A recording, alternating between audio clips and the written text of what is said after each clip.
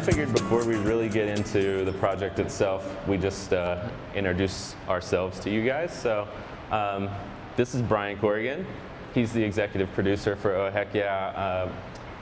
Really been in Denver doing a lot of exciting things in between digital and location-specific events for a while. We've had the pleasure of working with him a number of times. So when he came to us with this project, it was a no-brainer that we wanted to team up again. He's a real asset to Denver for sure. And before we go any further, how about a big oh heck yeah from the crowd? Ready?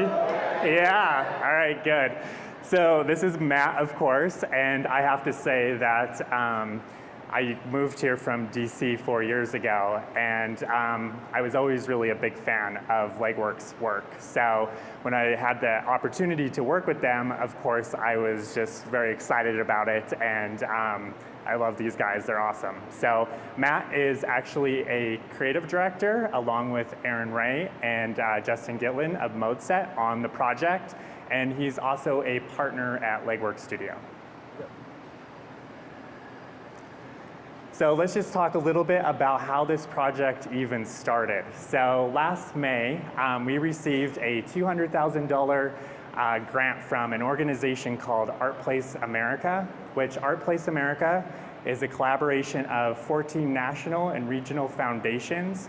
They have oversight from 8 federal agencies, and then also 6 national banks, and they're all working together to accelerate creative placemaking.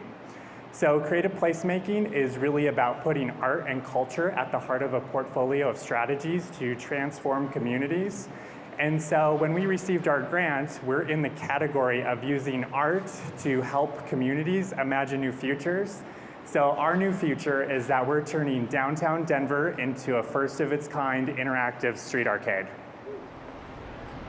So we could talk about that a lot. When we really first got started, I guess around the turn of the year, we put together a Kickstarter campaign. Even though we had secured funding, we just thought if we put a Kickstarter together, maybe we can get some funds to do additional things to really activate the street. And in doing that, we kind of put a video together that sort of lays the initial foundation down for what we sort of see Oh Heck Yeah being. We figured it would be better just to show that video real quick as opposed to trying to explain it all to you. We didn't do a sound check for the audio on this, so hopefully it works. Hey adult, I'm Molly.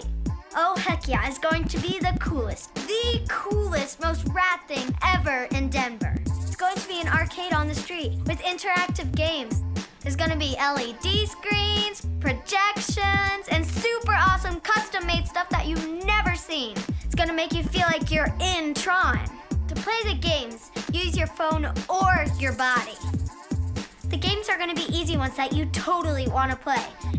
And playing on a huge screen or projected on a building will make it even more awesome. And here's another awesome part. Everyone can play together. This is really going to happen, and it's going to happen right downtown next summer.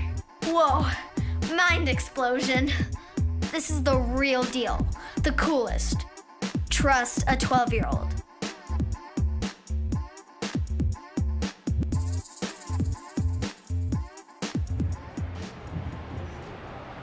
So I think you get the idea a little better now, maybe. So these are our partners, and before I get into talking about our partners, I just want to talk about video games in general and really kind of thinking about our local culture here. So I think everyone agrees that Denver or Colorado is a very collaborative place. So when you start really kind of thinking of media, what kind of media actually really represents the local culture here? And I think we just kind of stumbled into this, but we kind of really feel it's video games. So you think about what it takes to actually produce a video game. You have the tech, you have the design, you have the storytelling, you have the sound design, all of those different pieces. So really this kind of, I guess, group of logos right here really represents all of those different people or pieces of really kind of people coming together to work together to really kind of accomplish something much bigger than just themselves. So I'll let Matt talk here. Sure, yeah. Obviously we talked about Legworks involvement, so I'm not really going to spend too much time talking about myself on that, but ModeSet is a development shop here in Denver. Justin Gitlin is really kind of leading the charge on actually building out all the game engines for the games that we're making. So between our two studios, we're really kind of responsible for concepting, designing, creating all the assets, and actually building the games themselves. But a few of these other partnerships that we have are really awesome because we kind of do this stuff for a living, and it's pretty typical to get somewhat formulaic with it, but we reached out to a few people locally just to see what would happen and ended up making some really unexpected partnerships. The Colorado Symphony in particular was really excited to join up with us, so we went and basically met with Bill Hill, the composer, and showed him all of our game concepts and our style frames, and he essentially went off for 6 weeks and custom scored all of the music and all of the sound effects for our games, which is a pretty unique experience when you're working in a web design shop on a daily basis. And Bovine Metropolis Theater as well. Since this is sort of a location-specific street activation kind of event, we thought it would be really fun to sort of take a few characters out of each of our games and actually assign them Twitter handles and things like that. So when you're down on the street, you can actually tweet at these characters, and we have over 30 different improv comedians that will be manning the handles from time to time. So you can actually sit there and tweet and interact with the characters in real time, maybe while you're waiting to take a turn to play the game or whatever that is. It's just a whole different way to kind of experience what we're doing down on the street. I'll let Brian kind of describe a few of our other partnerships there too. So the interesting thing, let's talk about the Denver Theater District. So the Denver Theater District is actually the location where the arcade is going to take place. It's going to happen along Champa Street from the 16th Street Mall to 14th Street. So the Denver Theater District has large LED screens that I'm sure everyone here has seen. But we really like to kind of think of this idea of really kind of theater in a theater district and what that kind of means and how that kind of ties into this idea of creative places. So we see kind of, again, these video games, because they're a narrative, as really kind of this next generation of theater where you can go ahead and interact with the characters online, but then come play with them out on the street. And so we're really excited about our partnership with the Theater District and also the Downtown Denver Partnership. The Downtown Denver Partnership is a little bit more of our behind the scenes, but without them, we could not make this arcade come to life. They're helping us with all of the kind of nuts and bolts pieces like street cleaning and all of those things of just kind of managing the area. And then, of course, none of this would be possible without our seed funding. So I'd like to thank the Bonfils Sound Foundation, which is here today, and also our Place America. So now we got all that out of the way, it all comes back to freedom, I guess. That's, like RJ set it up, that's a pretty weighted word for sure. When people start throwing that term around, it's not usually for something as, surface level as a street arcade or anything like that. So we kind of really started thinking about this notion of freedom in the project that we're making, and we thought we would spend a little bit of time talking about kind of the freedoms that we were allowed in doing something like this, and then also some of the freedoms that we hope people will experience when they come down and actually participate in the event itself. So with that, the first one is the creative economy. I'll let Brian kind of take this one from the start. This is really a self-interest. I'm always really about places and really kind of what makes a place successful and really kind of thinking about how arts and culture and creativity tie into that. So I really like to think about, well, what makes a place creative? And then you start really kind of thinking about kind of the mega creative cities, right? Like New York and LA. Well, I like to think about what was that tipping point that actually turned that place into this kind of creative magnet, right? So, we're trying to think about how can we go ahead and kind of turn Denver into this creative magnet. Well, one of the things that we really think about is in order to be a creative place, you have to have a market for creative production. So how do you build markets to really kind of support this creative production? And that's where we really start thinking about how do we tap into really the mass market that already exists here, the local market, to really kind of explain why creativity is important and why it should be supported. Once you go ahead and have that type of support, then you've just turned your place into really a creative city. Yeah, and I mean, even just building off of that, the idea of, the creative economy in general, I mean, when you think about society in a broader stroke, you think, you hear about how manufacturing as an industry is struggling, how so many sort of known sectors of our economy just sort of are teetering, but then you hear about the tech sector and, Apple's got $145 billion cash, and Facebook is scooping up startups for $19 billion, and there's no shortage of funds in the creative economy. And then you start to actually look at the freelance workforce and how by 2020 it's projected that 40% of our workforce could be freelance. Crazy numbers, and it's just interesting to think, like, conceptually you can go out and get seed funding, you can get start a Kickstarter campaign, you can sort of do all of these unique things to secure the funds necessary to really sort of make your creative ideas an actual viable business for yourself. So this is kind of the cornerstone of everything that started with a project like this. Like, sure, we have our day jobs and these happen to be in the creative industry, but a project like this is one where, we start concepting something, we put a deck together, we go out, we find funding through a grant this time, and from there we're able to sort of assemble all of these people, from the symphony to an improv group to developers, programmers, the illustrators, animators. There's so many different people that we're able to sort of assemble and actually be able to pay to pull something off like this. So it's pretty awesome. The next freedom that we really enjoyed on a project like this is no clients. That's extremely rare as well. We work for clients every day, and this all wouldn't be possible without them in a lot of ways, but at the same time, this is truly kind of our own creative expression, what we're doing here. I mean, we have not a traditional sort of ROI on this project that we would normally have to answer to. We don't really have a specific metric for success, other than kind of what we call the fun factor, like that's what we're gauging our success or failure on in general. So we're able to stay pretty pure and pretty true to what our original vision is, and that's just not something that you get to typically do on a project of this scale. So really kind of, again, thinking about that fun factor and really this whole idea of play. So to really kind of talk about the mission of really what Oh Heck Yeah is that we're using the power of play to connect people on the street. So you ask, well, why is that really important? So from a city perspective, we see the play as an opportunity, again, to connect these people, where the more connected you are as a community, then you start to make the community more resilient. You can connect people into economic opportunity, new economic opportunity, and all of those things really start to make the city streets safer.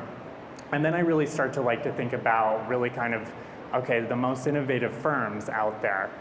They all have spaces in their offices for people to play together, because all the research shows that when you play, again, it makes you more creative, it makes you more curious, it builds trust between strangers. So they understand that that positively impacts their bottom line. So we were just talking about the creative economy and really kind of thinking about, well, what's going to support this creativity? And that's where we see this play being a very important part of our city, is because we like to really kind of call it infrastructure for this new economy. The new economy being based off of ideas and knowledge.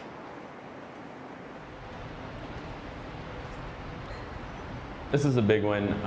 The whole project is open sourced, so not only the game engines that we're building, those are available on GitHub, so people can sort of take that code, use it as they will, improve upon it, break it down, really just do whatever they want with it. And we certainly encourage people to do that. I mean, the idea is that we can continue to do projects like this. So if people are really taking that code and refactoring it and reimagining what's possible with it, then who knows, the next iteration of this kind of street arcade can feature those games as well. The same thing goes for all the assets we use to create the games. So all of our illustrations, everything that we've done visually, we're also opening up and providing to everyone. Probably the most unique aspect of what we are opening and giving out is all of the music that the symphony created for us. That was something that we negotiated with them pretty quickly and pretty easily, but we weren't necessarily expecting that to happen. So even now on our website, you could go and there's a link to get to actually grab all of the music, which is over an hour of music that the symphony created and recorded for us, which is pretty awesome. And I guess, other than that, it's really kind of the idea that all of it is open and available. Like, we're pulling all these people in to build this stuff, so we want to make sure that that's really not for our financial gain in any way, shape, or form. We really want people to sort of take it and do with it what they will. And I think one of the really interesting things about this that I think about a lot is this idea of open source and things being licensed under the Creative Commons, and that word commons, and then relating the word commons to public space. And so since we're working in public space and this is a community project, we feel that it's our duty to really release this stuff as a public good. So our intention really with this project is to build a community of all these different makers who can really kind of plug into this platform that we're starting to build. And we mean that from all different kind of skill sets, from the more advanced to the beginner, and really kind of thinking about how we can design those opportunities for people to plug into this really fun thing that we're doing. So kind of going back to really kind of this idea of encouraging positive interactions. I think the interesting thing too is like thinking about going back to the idea of using the power of play to connect people on the street. Well, play always used to be a part of the street. So for whatever reason, it really started to kind of get sucked out. And then once the play started to get sucked out, then that's when the street started to become dangerous, or people started not going down and like thinking about just lingering and all of that. So, we kind of really think about, well, is that a design problem?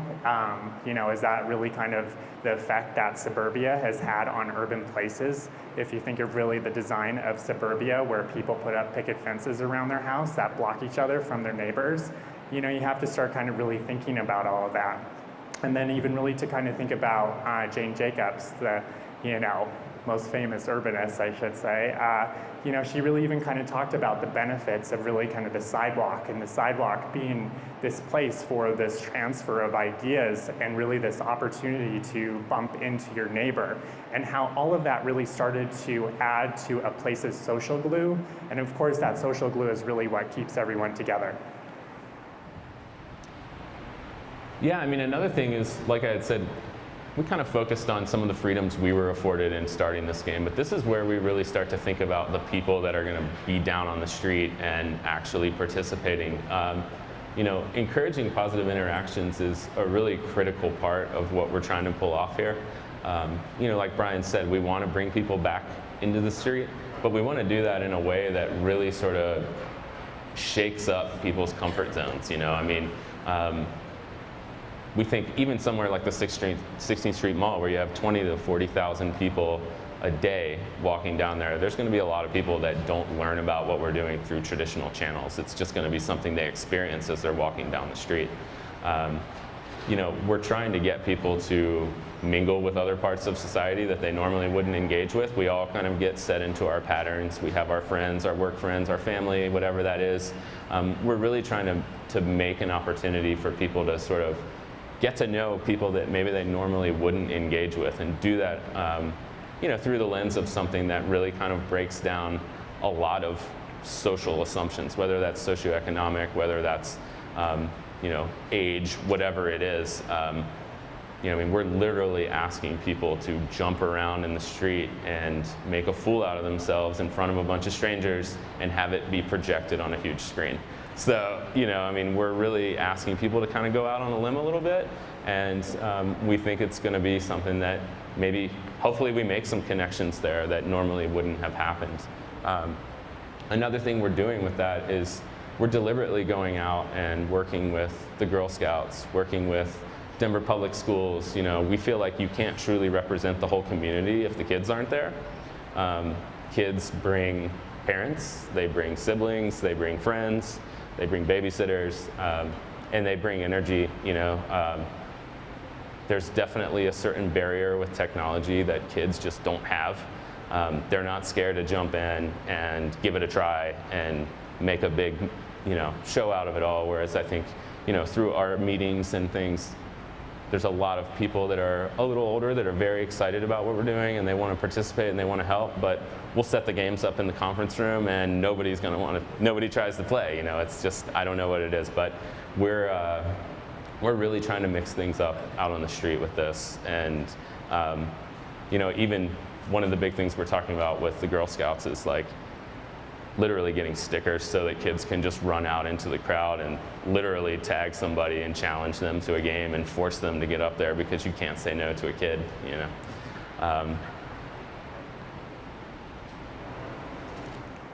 So one of the really exciting things about this project that is really thinking about this idea of that we're putting a digital layer over 2 blocks of the city, and really kind of thinking about what kind of opportunity that creates for this really kind of next phase of user interaction and user design, and really starting to think about how we can take what we've learned on the web through user interaction and user interface and really start to infuse this into public space. And, you know, I don't know of any other city that's doing that right now. So I think that that's really kind of an opportunity for Denver to become a leader in this new type of work. Yeah, and I think that, you know, we kind of just talked about a lot of this, but just in general, you know, you can game anywhere. You know, if you have your phone, if you're sitting there on a bench, you know, you basically sit there and play a game on your phone and you ignore everything else that's happening in the world around you. You can play games in your house, you can play games in the cloud, you know, but we're literally trying to map the games onto the street to actually force you out of those sort of isolated areas where you might normally play games, or you might sort of, you know, just do this kind of thing, and literally make you come down to the streets and sort of repurpose and redefine some of these physical environments. You know, when this is over and this disappears, it'll go back to being big LED screens that they're selling ad units on, and it'll go back to being a bus shelter. And you know, for a couple hours a night, for a couple days a week, all summer, we're completely redefining and reusing how these physical environments are created. It's kind of like, you know, when people go out and find skate spots and do all these creative things in an urban setting, you know, it's really a very similar kind of idea of what we're going for here. And with that, that's another big thing that we're trying to do that really kind of speaks to freedom, is just free up the way people are experiencing these games. We're literally trying to make the technology disappear. So you have to use your body to power the game. There is no controller, there is no interface, there are no instruction panels. You know, we're making games that are deliberately kind of known, you know, and they're sort of building off of old games and old ideas in terms of, you know, concepts for games. Most of them are cooperative, some of them are somewhat competitive, but you know, in general, we want people to be able to walk up, stand there, get physically synced into the game engine and be able to power the game with their own bodies. So we're trying to make all the wires and the controllers and all of those things that you might normally associate with gaming completely be gone. And that's something that we think will really sort of encourage people maybe to participate a little bit more, because there's not much of a learning curve involved to get there.